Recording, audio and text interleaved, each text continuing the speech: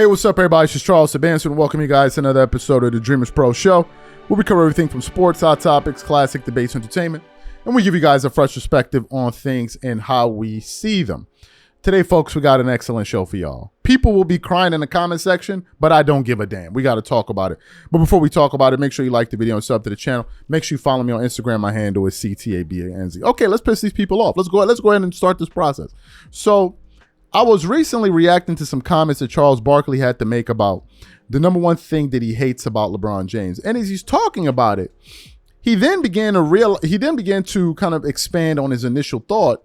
And I began to think about this thing from a macro standpoint, right? Because Chuck was essentially saying, we're going to play the sound momentarily that he had on the Bill Simmons show. He was essentially saying that if you don't have LeBron James as the greatest player of all time, him and his team or supporters or in a circle will come after you. For those of you who didn't hear what Charles had to say, I want to play his comments for you now, and I'm going to come back and continue on the show. Take a listen to Chuck here. Shout out to Michael Jordan for making us all a lot of money, brother. You know, speaking of commercials, LeBron did that Forever King commercial. Did you see it? That Nike thing? He did. I probably saw it, but didn't pay it that much attention. Yeah, it was like this, 45-second commercial about all the people he's vanquished. And it's like just close-up shots of him with a crown on. I think I don't really understand what his MO is. And if you talk about it, it's like, well, you're being critical. And it's like, this guy's one of the best players of all time. And it seems like that's the only thing I hate about LeBron. First of all, he's a great, great player.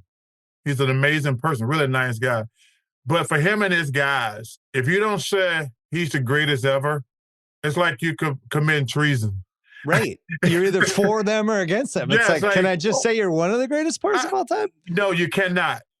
You cannot. If you do not say he's the greatest of all time, you're committing treason. I mean, you can't even mention Michael, Kobe, Bill Russell, Kareem. I mean, there's a faction of Kareem people. I actually feel like Kareem's the one guy who get left out. 100% agree. Yeah. I mean, because nobody has a better career, high school, college, and pros than Kareem Abdul-Jabbar. Plus, he got 4 years at UCLA that he could have been in the NBA, just putting up stats, and he would have been one of the best guys. And but that's the only thing I don't like about LeBron and his guys. They're like, if you don't say he's the greatest thing since sliced bread, they hate you. And it's really sad. And it pisses me off when it happens too. But like, yo, man, it's just people's opinion. Because first of all, most of these young punks today in the public, they never saw Michael Jordan play. Right. They never, most of them never saw Kobe play. They definitely didn't see Kareem or Bill Russell play. But for some reason, this generation, you're being blasphemous saying LeBron. And listen. Excellent. So you heard what he had to say. That's the groundwork for it. So as he's talking, I began to think about an explosive moment that took place on ESPN 4 months ago. And it had to do with the time when Michael Jordan's former agent came out, and basically they were asking him who the greatest player of all time was, in which case he said Jordan. And then after that, he said Kobe Bryant. He put Kobe Bryant, and then he wouldn't put LeBron there. And it created this big firestorm. Stephen A. Smith came out there on TV the next day. How dare you mention Kobe? He was like, how dare you mention Kobe Bryant? He doesn't deserve to be in there. So to our surprise, what happened was Mike Wilbon made a guest appearance on Get Up. And while these guys were up there twerking it up all over the table, Wilbon walks into the room and absolutely destroys LeBron and his minions that try to force feed him over people. And if you ever bring up a name Kobe Bryant, oh my God, it's the end of the world. Take a listen to what Wilbon had to say a few months ago and how this relates, or that relates, to what Charles Barkley just said just now. Take a listen to Mike Wilbon here. It's Michael Jordan versus LeBron James. It's a debate that is both everlasting and excruciatingly tiresome. However, every now and again, you're rolling me while I'm on the air, Brandon. It's an interesting decision. Michael Jordan's longtime agent, David Falk, added a new chapter to this conversation yesterday. Here's what he said. I really like LeBron, but I think that if Jordan had cherry-picked what teams he wanted to be on that had two other superstars, he would have won 15 championships. Oof. Okay, so for those in the room who couldn't hear what he was saying, that's David Falk, who was no longer Michael Jordan's agent, but was forever and will always be thought of that way, saying that he likes LeBron. Any conversation, any statement that starts with, look, I really like LeBron, you know this isn't with all due respect. Not going somewhere good. It is the classic all due respect. He said if Jordan had cherry-picked where he wanted to go and had 2 other superstars, he would have won 15 championships. The only place to start for perspective. 12. 15's an exaggeration. Yeah. This is who David Falk is. He's a provocateur on his best day. Okay, he's Michael Jordan's longtime agent. He is that. I'm a neighbor of David Falk and have known him for 45 years. Okay? I've had millions of basketball-related conversations with David Falk. No one should be surprised that David Falk is going out there with the MJ flag, because if you think that, stop. Just get out of the sports talking about business and go to something else. Now, I hate the conversation because it requires you to say something negative about someone who's truly great and all-time great to make your point. And that's the most tiresome thing about the GOAT conversation. But let me just say this. I'm not gonna sit here and say that LeBron James has to be considered better than Magic Johnson. That's garbage. I'm not gonna say LeBron James has to be considered better than Bill Russell. That's garbage. I'm not gonna say LeBron James has to be considered better than Kobe Bryant. That's garbage. LeBron James, one of the greatest players of all time in all team sports. I'm sorry, if that's not good enough, turn the page, get over yourself. So in other words, I'm going to proclaim and support and wave the LeBron James flag for his greatness, but if I say he's less than number 2, that's not good enough for you, to hell with you. And I'm not saying that in support of David Falk. I'm saying that as somebody who has watched basketball and lived with basketball my whole life. I gotta say that LeBron James is better than Kobe Bryant? What? Put me in a grave first. So you heard what he had to say. This is exactly what Charles Barkley is talking about. But in the case of Wilbon, he essentially told them, you can go ahead and kick rocks. You can walk next to the nearest building you see and kick it. Kick the corner of it. Because I'm not going to be up here twerking it up, pouring honey all over my belly button, hollering and shaking while you sprinkle glitter all over my forehead. I'm not doing it. I'm going to say what I truly believe, and I'm sorry. If it doesn't align with the talking points that you guys want to propagate out there to fans, then kiss my ass. Essentially, that's what the guy is saying. If Charles was up there twerking it up every time they put a microphone in front of him for LeBron James, he would be the great thing. He would be the best thing since sliced bread.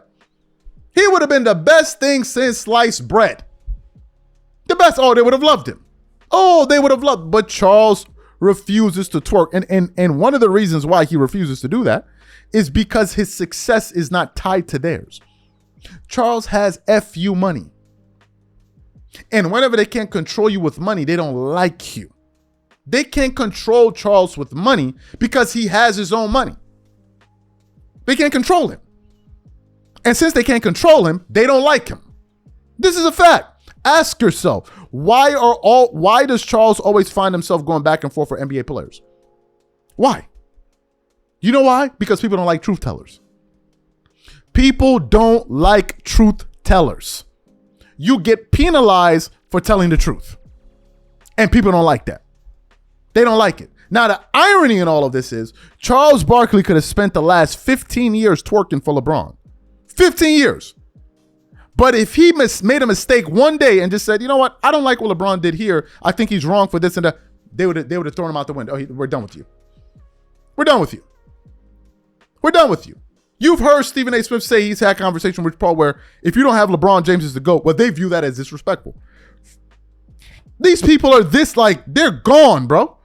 They feel that if you don't have him as the GOAT, is disrespectful. And they cannot fathom other fans who feel like you even having him in the same conversation with Michael Jordan is disrespectful. You saying he's better than Kobe, they can't fathom that. Because in their minds, the way they see the world is the way the world needs to be.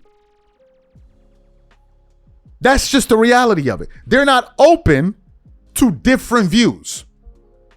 They're not. And they don't care about explaining their positions at all.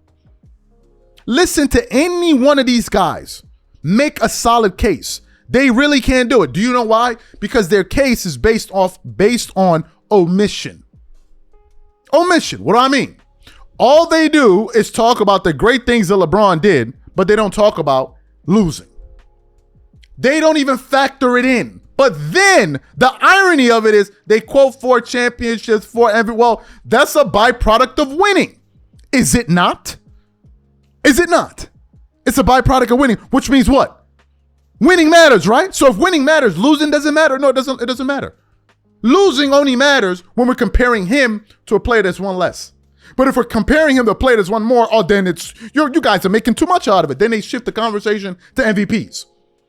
Then when you get to a player that has more MVPs than him, they shift the conversation to longevity stats. And in all of this shifting and moving and shaking and twerking, they never mention losing. They never do. But then they think they're smart, but they're dumb.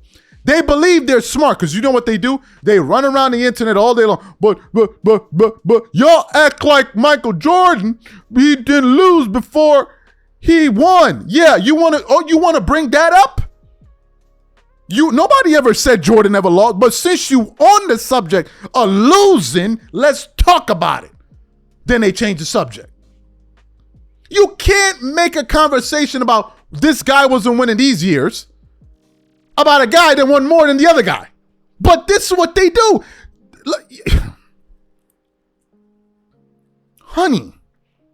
Honeycombs.